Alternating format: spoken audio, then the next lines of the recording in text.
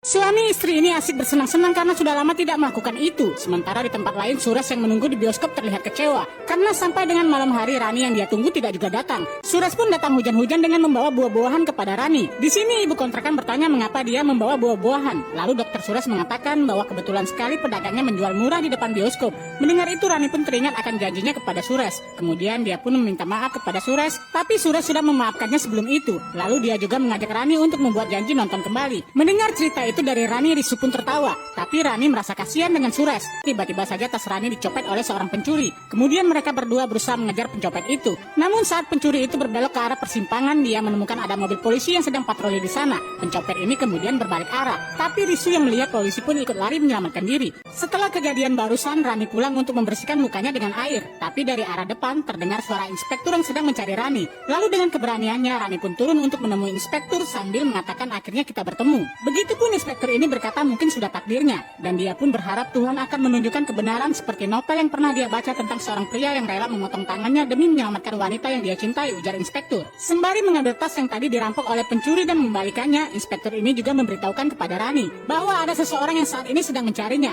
Di saat Rani bertanya tentang orang itu, inspektur pun bilang bahwa orang itu dari masa lalu mereka. Keesokan harinya Rani membicarakan tentang hal itu kepada Risu.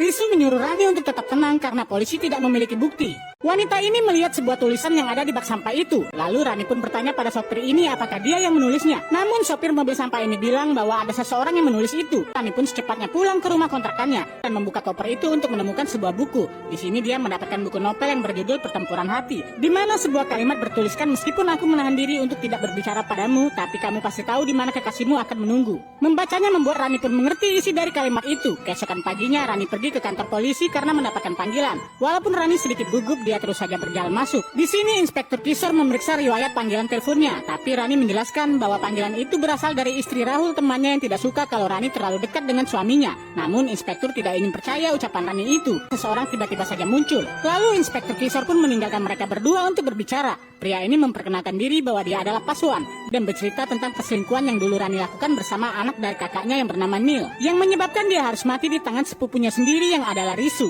Paswan juga memberitahukan bahwa pada saat Rani menikah dengan Risu, dia ada di pesta itu untuk menari. Tapi sekarang semua sudah berbeda, ujar Paswan, karena dia di sini untuk membuka kasus itu kembali dan menangkap Risu. Di malam harinya semua anggota kepolisian disebar untuk mencari keberadaan Risu. Polisi bertanya pada setiap orang yang ada di daerah ini. Hal ini membuat Risu pun menjadi tidak tenang mengetahuinya. Sampai di keesokan harinya ketika Risu sedang berjalan, dia pun melihat polisi menggerbek agen travel di mana Risu sudah memesan tiket dan juga paspor untuk pergi ke luar negeri.